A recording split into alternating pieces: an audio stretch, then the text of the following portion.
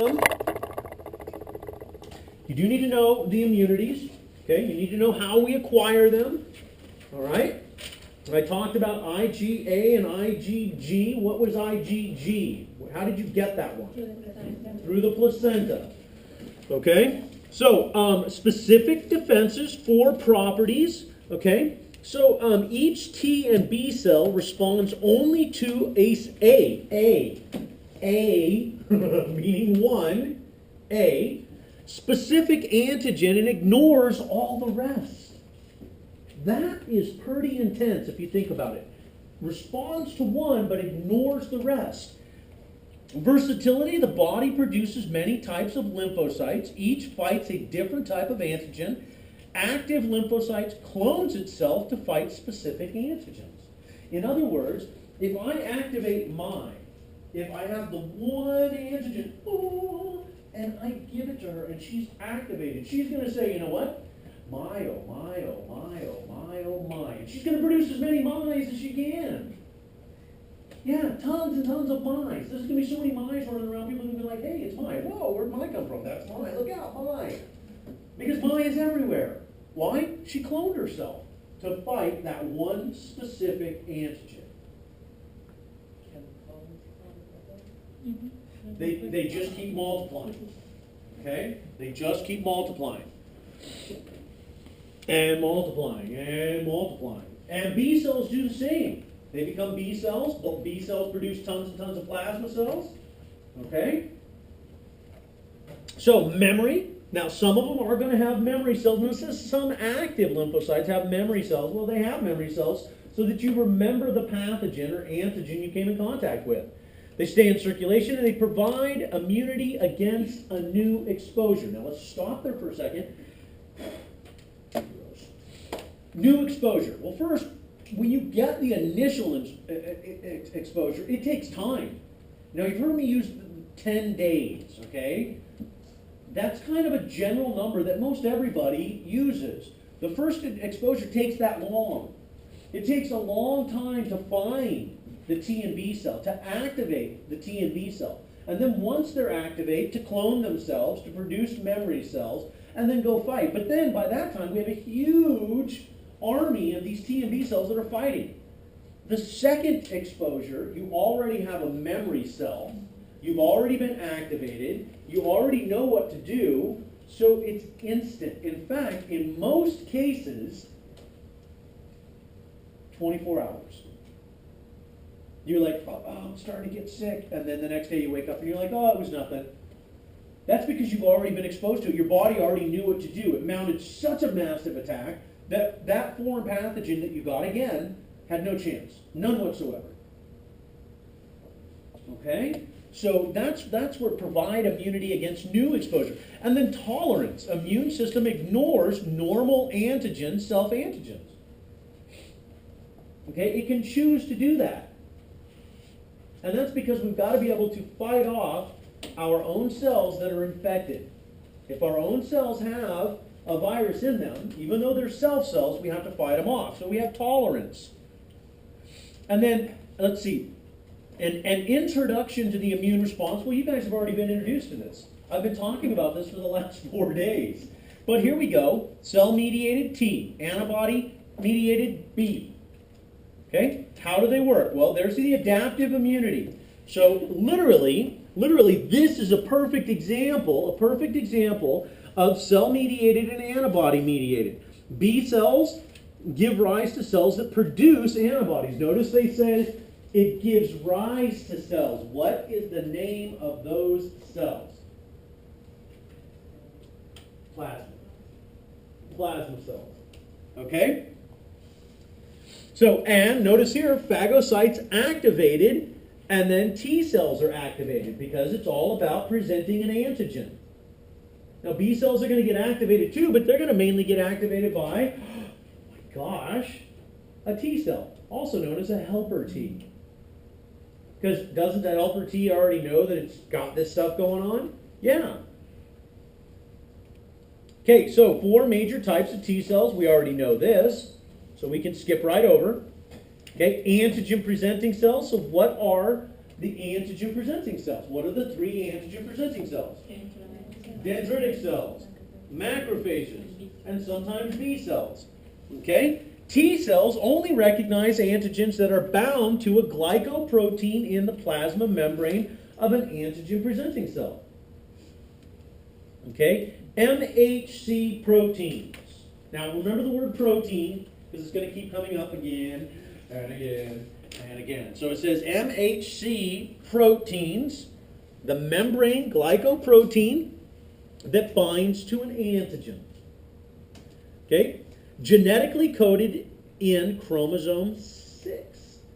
Now we're going pretty low when we're talking about chromosome 6. Oh man, chromosome 6. Whew. Last time I heard about chromosome 6, I was sick. I was under the weather. That's supposed to be funny. Some of you are like, what? He heard from chromosome 6? Uh-huh. Major histocompatibility complex. Major histocompatibility complex. Major histocompatibility complex. Hey, how about that major histocompatibility complex? How about we just take it easy on you and say this? Major, that means it's pretty important. Histo means tissue. Histo means tissue. Did you guys know that histo means tissue? And this is compatibility. So, major tissue compatibility complex. Major tissue compatibility complex. So, it is no surprise. Major tissue compatibility complex. It is no surprise what they're talking about is literally, yep, you belong, you belong, you belong, you belong, you belong. And I can do this all day long. You belong, you belong, you belong, you belong, you belong. Oh, you belong. Hold on. You belong here, but there's something wrong. She belongs here. That means tissue compatibility. Tissue compatibility, but there's something wrong. She's infected by a virus. So did I identify her MHC complex? Yes, I did. She belongs in the classroom. Is there something wrong with her? Yes, there is. Engulf, break off what's wrong with her, and present it. Engulf, break off what's wrong, and present it. Because what it's saying here is antigen presenting. T cells only recognize antigens that are bound to a glycoprotein in the plasma membrane. MHC proteins. One of them is a self protein. In other words, when I walk up to Mimi, I know Mimi belongs in this class. I know she does. But she's under the weather right now. So I choose to acknowledge her MHC protein, which is a self protein, and I attack her because she's foreign. Questions? Now, interestingly enough, over the years that I've been teaching this class and the immune system, there's always been one person that's been sick during this chapter. So it works well, and I'm pretty sure she's liking all of the extra attention she's getting right now. She did ask me for soup, and unfortunately she can't eat soup in the class, so that's not going to happen. But yeah, so MHC, if we break the word down to what it means, it's easier to digest. Major, it's important. Histo means tissue. Major tissue compatibility complex. It's a self-antigen on our bodies, a protein. There are class 1 and class 2. So, two classes of MHC proteins. Class 1 found in membranes of all nucleated cells. Okay, which is a self. And then class 2 found in the membranes of antigen-presenting cells found in lymphocytes. Okay? So now it's not getting complicated. It's just saying that class 2 are found in antigen-presenting cells and class 1 are found on all the other cells. Okay, now there is an anomaly here that they didn't put in, but we'll skip it and see if they bring it up. Now, class 1 MHC proteins pick up small peptides in the cell and carry them to the surface. T cells ignore normal peptides. Okay? Abnormal peptides or viral proteins activate a T cell to destroy the cell. What? So, again, oh, Maria. Yep, you've got a small peptide. Yep, it belongs. I'll leave you alone. Yeah, not a big deal. She has the peptide. It's on the surface. I'll leave her alone. But then I come over here. Yep, you have the peptide. Oh, it's abnormal. I can choose to attack. Okay? I can choose to attack. Antigen presentation by class 1 MHC protein is triggered by viral or bacterial infection of a body cell. So that cell. The infection results in appearance of an abnormal peptide. Okay? The abnormal peptides are incorporated into a class 1 MHC protein as they are synthesized at the endoplasmic reticulum. So here's this peptide that's being brought up to the surface. The abnormal peptides are displayed by the class 1 MHC proteins on the plasma membrane. Note, look at what we have here. They're displayed.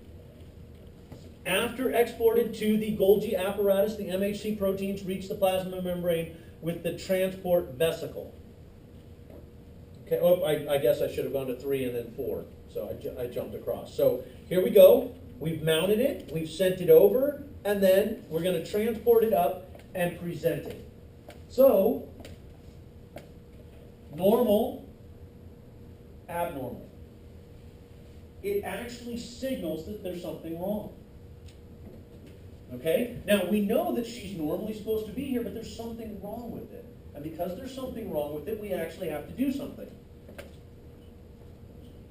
Ow, that was my hand. Okay, cells exposed to fluorescent tagged antibodies. The green cell is an APC, the red cell is a lymphocyte. The two cells binding together and presenting, antigen presenting cell.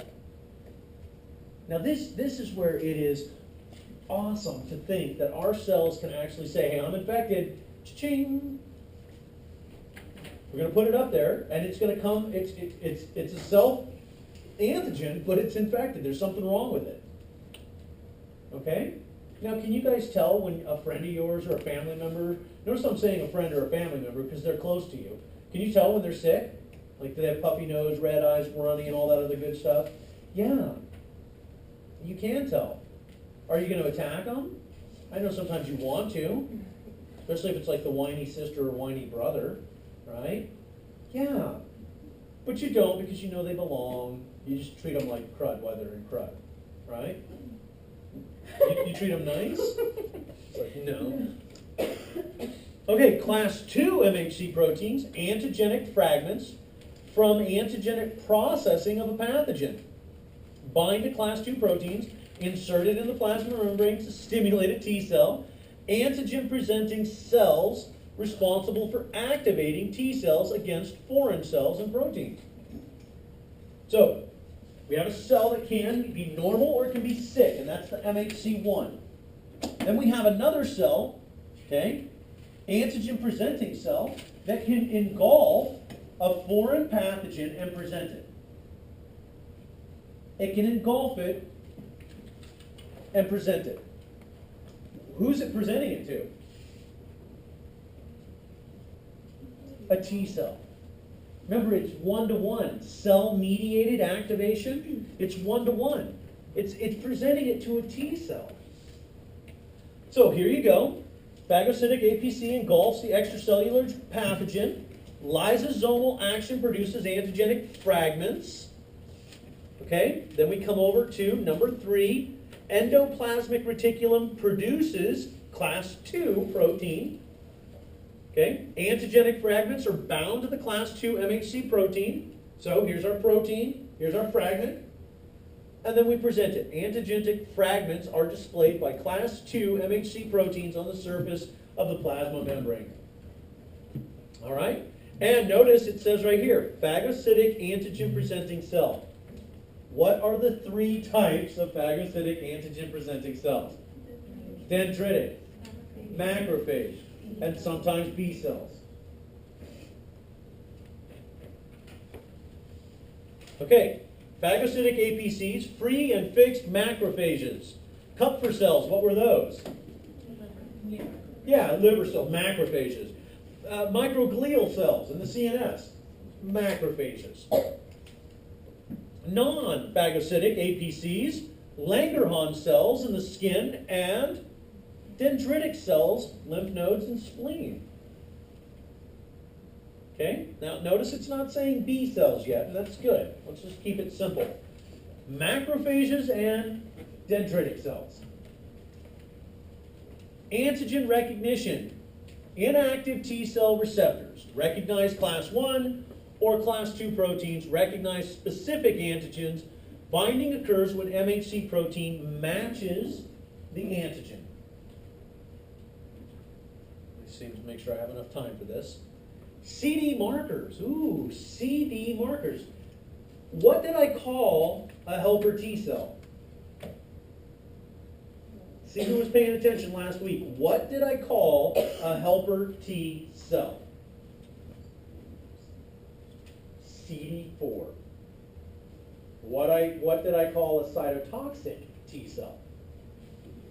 CD8. So this is saying CD markers, also called clusters of differentiation markers. So what's easier to say? Clusters of differentiation markers or CD? Okay? Molecular mechanisms of antigen recognition. More than 70 types. Oh my gosh. Can you imagine if you're an immunologist and you have to study more than 70 types? You guys' brains are already fried right now. It's awesome. It smells like scrambled eggs. This is your brain. This is your brain on A and P. Scrambled eggs. Okay?